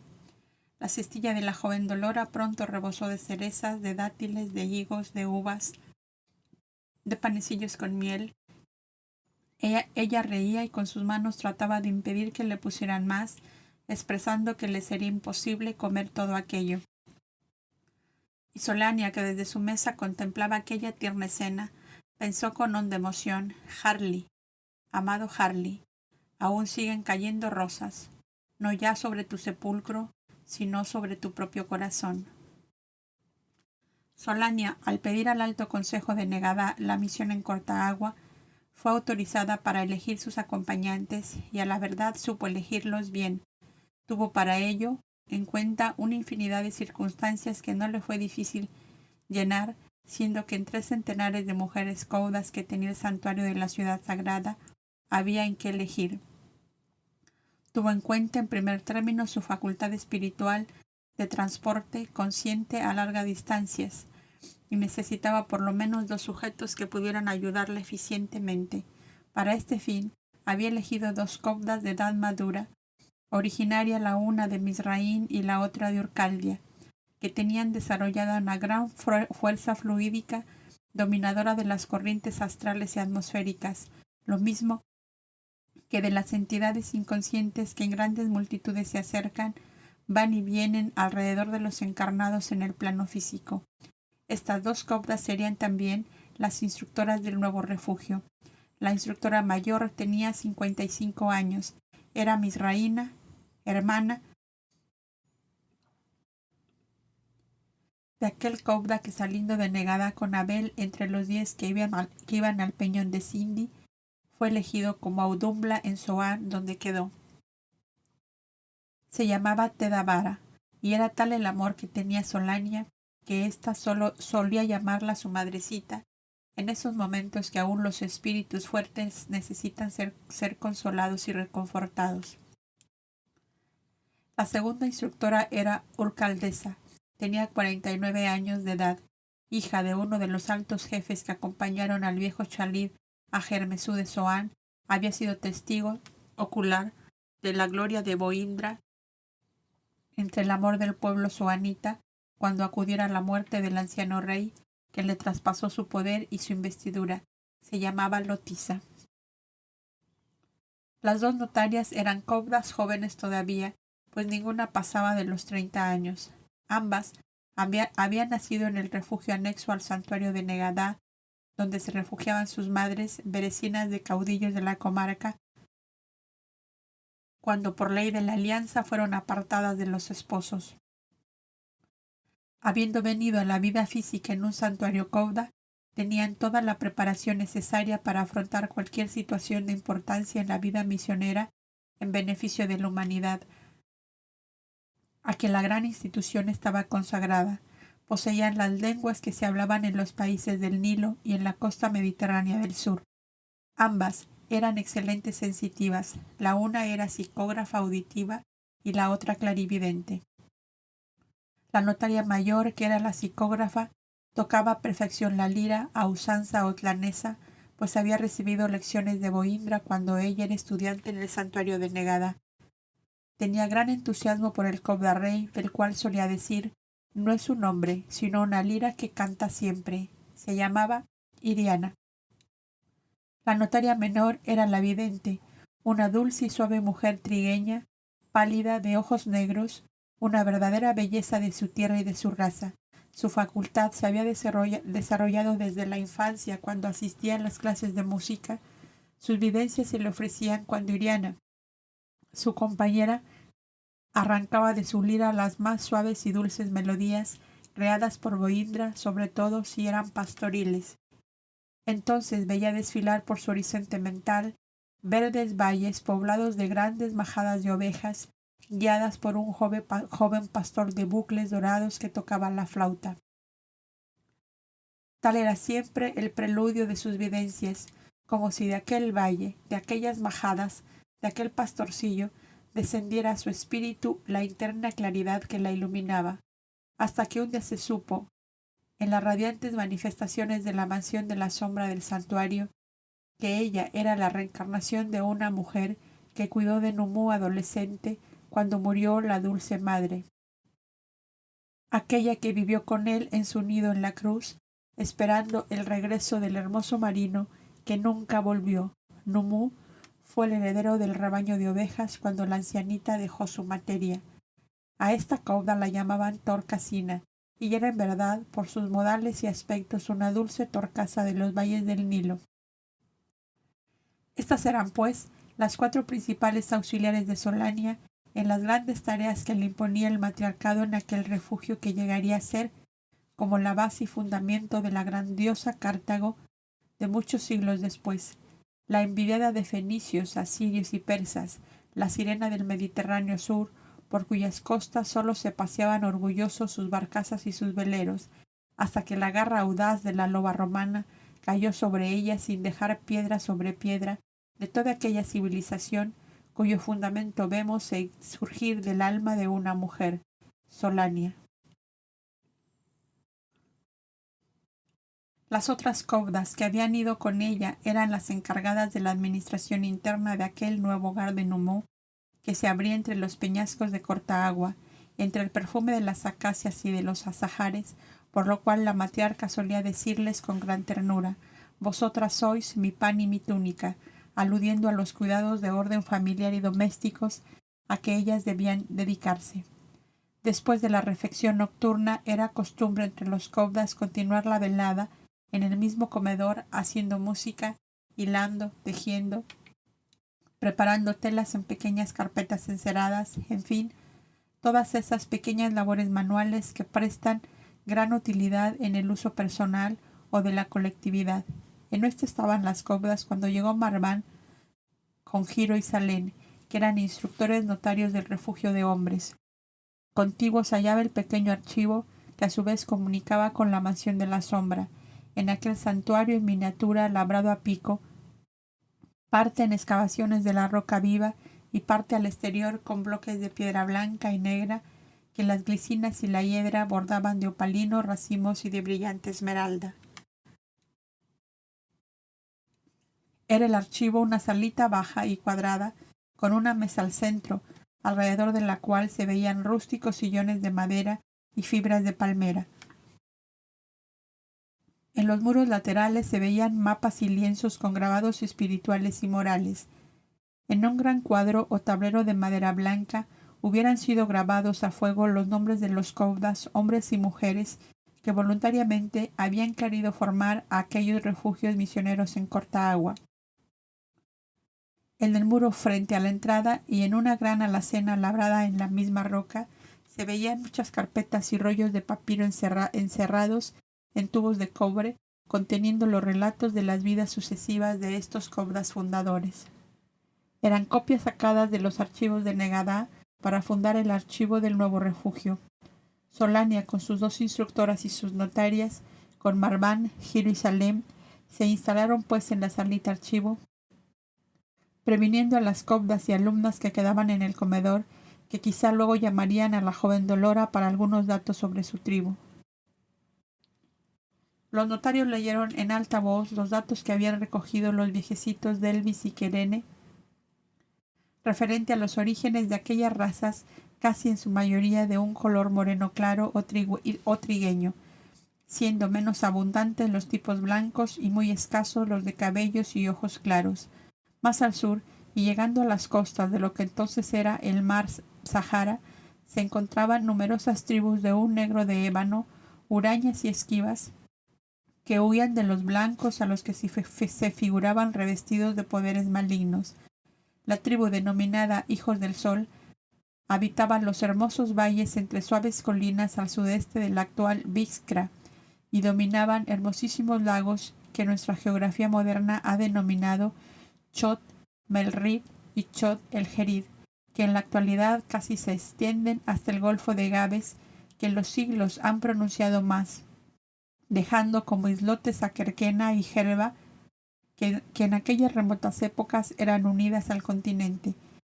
No sabía nada más, por lo cual fue llamada la joven para ampliar los datos.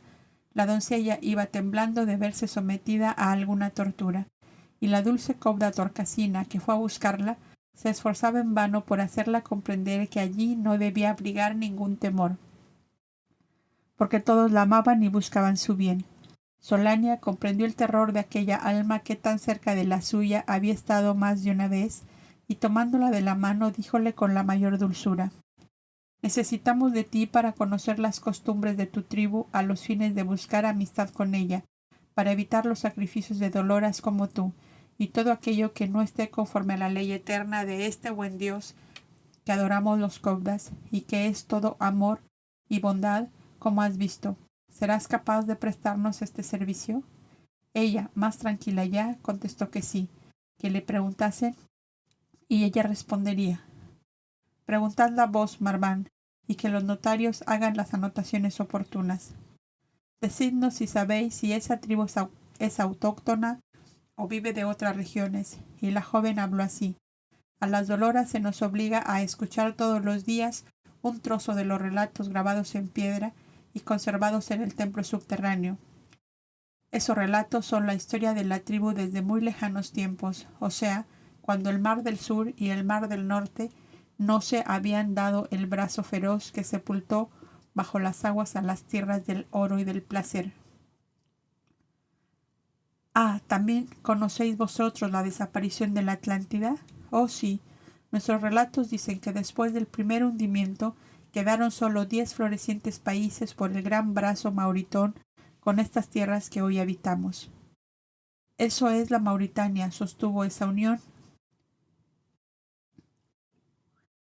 Eso es, la Mauritania sostuvo esa unión hasta el segundo hundimiento en que el grande océano se interpuso entre los dos continentes. ¿Y vosotros entonces? Mi tribu, que era del país de Yaus o Valle Hondo, quedó de este lado con lo poco que pudo salvar de la catástrofe. Más de la mitad pereció en la invasión de las aguas. ¿Y sabéis dónde estaba situado ese país? Estaba entre Otlana y Mauritania. Aquella bajó al fondo del mar y ésta subió en estas altas cumbres que casi tocan el cielo. Y los otros 9 países me los sé de memoria: Poseidonia, Otlana, Yaus, Teoscandia, Cerro de Oro, País de Zeus, Mauritania, Manantiales de Zeus, Cerro Negro, Valle de Oro y May, Holandia. Si mi tribu no hubiese huido hacia aquí, habría perecido como la mayoría de los habitantes. ¿Y por qué cree tu tribu que fueron salvados? Oh, esa es una historia demasiado larga. No importa, para escucharla estamos aquí reunidos. Puedes empezar tu relato. En el gran país que se llamaba Manantiales de Zeus, que quiere decir manantial de estrellas, vivió un hijo del sol bajado de los cielos para enseñar la justicia a los hombres, pero éstos no lo quisieron, y le dieron a beber jugo de habas venenosas que le mataron en la flor de su juventud. Y el dios Sol, enfurecido por la muerte de su hijo, ordenó a los genios de las aguas salobres que ahogaran a los hombres matadores de su hijo. Y las olas saladas y amargas, cargadas de la ira del dios Sol, se desataron sobre aquellos países, destruyendo todas sus ciudades con puertas de oro y torres de plata, devorando ganados, riquezas, por espacio de 3 lunas, en que los hombres corrían como locos de uno a otro país, y las olas amargas y salobres corrían tras ellos hasta que todos perecieron. El faz de mi tribu, con los pocos que pudieron escapar de las olas, agarrados como moluscos a las rocas que quedaban en esa orilla, juraron llamarse hijos del sol, en homenaje a aquel gran dios que el dios Sol había mandado a la tierra y que los hombres habían asesinado. Con tal nombre quisieron sellar su abjuración del pecado de los otros. Por eso mi tribu se esquiva de unirse a otras razas, para no tener parte en los pecados de los demás hombres. Y es tal el terror a la ira del sol que tienen sus doloras para desagraviarle cuando está irritado. ¿Y la familia cómo está constituida entre vosotros? Un hombre, después de haber visto florecer 20 veces los naranjos, se presenta a los jefes para pedirles esposa. Según su capacidad, su belleza física y su fortuna, le dan 1, 2 o 3 o 4 esposas. Más no. El hijo mayor es guerrero para la patria. La hija mayor es dolora para el templo. Ambos pueden ser rescatados por una cantidad de ganado o medidas de oro, plata o piedras preciosas que van al tesoro de la tribu. Tanto el guerrero como la dolora sabe que morirá por las flechas cuando las circunstancias los obliguen. El morir en la guerra o en el ara es morir por el dios Sol, que les recibe en su reino, donde ya no se muere jamás y donde se goza de toda la dicha inimaginable. Divagan por las estrellas entre jardines cuyas flores hablan y cantan, y habitan palacios encortinados con luz de la luna y celajes de la aurora. Tal dicen nuestros relatos. Vuestros relatos, niña, encierran vagos reflejos de muchas verdades, que a su tiempo conocerá entre nosotros, le respondió Marván. Pero ahora dinos si sabes algo de los orígenes de esa tribu. Eran 3 hermanos, hijos del antiguo Faz, Mauri, Tan, Java.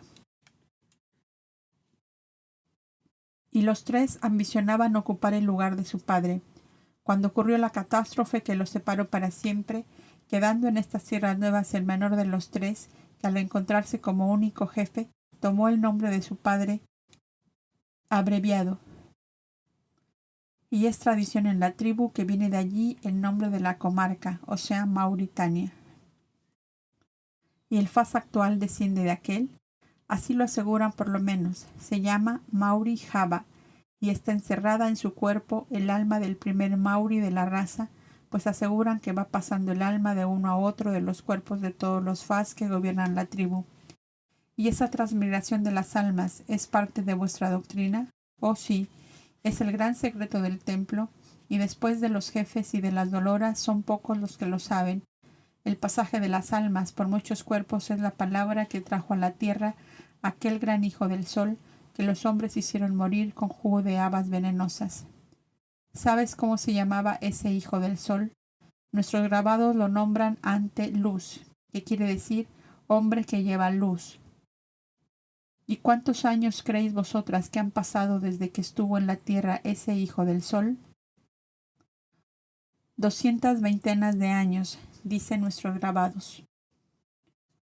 Los cobras se miraron unos a otros con marcada satisfacción, pues comprendieron claramente que se encontraban frente por frente de Antulio, el gran filósofo que había iluminado el atardecer del continente desaparecido bajo las olas del mar. Y esta tribu de hijos del sol conservaban, aunque muy oscurecida por supersticiones y fanatismos, una vaga claridad de aquella luz inconfundible. Y los lectores y yo podemos decir que tal como ocurrió con ellos, ocurrió en todos los tiempos con la verdad divina traída por el hombre luz a esta tierra, y los hombres de esta tierra se encargaron de oscurecerla y adulterarla bajo las formas más extravagantes, cuando no criminales, y abyecta hasta lo inconcebible. Pero la ley eterna, tiene sus derroteros y sus caminos como marcados a fuego. Y aún después de enormes desviaciones y de extravíos que duran siglos, obliga a la humanidad a encauzarse por las huellas de luz que montañas de siglos no han podido borrar jamás. Y la dulce muchachita de ojos de gacela y piel color de nácar fue entrando en un periodo de tranquilidad y de calma que la hacía completamente feliz. Parecíale haber nacido de nuevo. Como un corderito seguía Solania a todas partes, creyendo que algo faltaba a su quietud cuando no veía a la matriarca. Y poseída de verdadero convencimiento decía a sus compañeros: cuando allá en mi montaña pasaba un día sin haber visto siquiera por un resquicio un rayo del sol, me parecía que me faltaba la vida. Igual me ocurre cuando pasan algunas horas sin ver a la matriarca. Como se llama Solania, debe ser ella un retazo de sol. Es que todos nos apoyamos en ella, y cuando no la tenemos, diríase que nos tambaleamos al andar, le contestó Marván una vez que oyó aquella afirmación. Por su parte, Solania trató de que Garby la viera solo de lejos o en presencia de otras personas, y este hecho solo se producía al caer de la tarde, cuando se reunían todos en el pequeño pórtico del santuario de rocas para cantar el himno del ocaso. Con su túnica grisácea y su velito blanco, aquella niña parecía en verdad una dulce tórtola de las montañas. La paz y la dicha de que gozaba parecía irradiar de su dulce mirar y de toda su gracil y gentil silueta. Tocaba el laúd con maestría y tenía hábiles manos para formar con cera o con arcilla preciosas figuras a las cuales parecía imprimirles vida y sentimientos. Formó una Solania de arcilla con una gacela que lamía sus manos, y al ofrecérsela le decía con sencillez infantil: «Esta sois vos, y la gacela soy yo». Otra vez fabricó de cera una Solania sentado sobre el césped entre muchas torcasas de la montaña. Una de ellas posaba sobre la mano de la matriarca. Extendía el cuello hasta tocar los labios de la hermosa mujer rubia de ojos azules. Y la silenciosa y suave Dolora volvió a decir a la matriarca: «Esta sois vos y la tórtola sedienta soy yo». La gran alma de Solania se dejaba amar y acariciar así por aquella otra almita que le pertenecía desde muchos siglos y que continuaría siguiéndola por otros tantos más. Mientras tanto, en el alma de Garby iba creciendo un extraño sentimiento hacia la esquiva torcasa, de la cual solo al ocaso le llegaba alguna mirada agradecida pero fugaz. «Creo que no conseguiré su amor», decía Marván en una confidencia íntima. «¿Por qué no? Esperad que todo se andará con el tiempo». Está como vos, toda absorta en la matriarca. A nadie ve más que a ella. Es verdad, pero la matriarca nunca será para ella lo que podéis ser vos, un esposo amante y amado. Yo también comienzo a tener sueños que parecen relatos de alguien que me hablase, y he soñado que esa joven me decía: «Os estoy muy agradecida porque me salvasteis de la muerte, pero el amor de la matriarca me llena tan por completo el corazón que en él no me cabe nada más». Entonces, ¿creéis que para vos la matriarca es como una rival? Ciertamente, y creo que jamás podré apartar de ella a la joven sin causarle amarguras de muerte. En verdad, murmuró Marván como meditando, Solania posee el don estupendo de hacerse amar por encima de todas las cosas.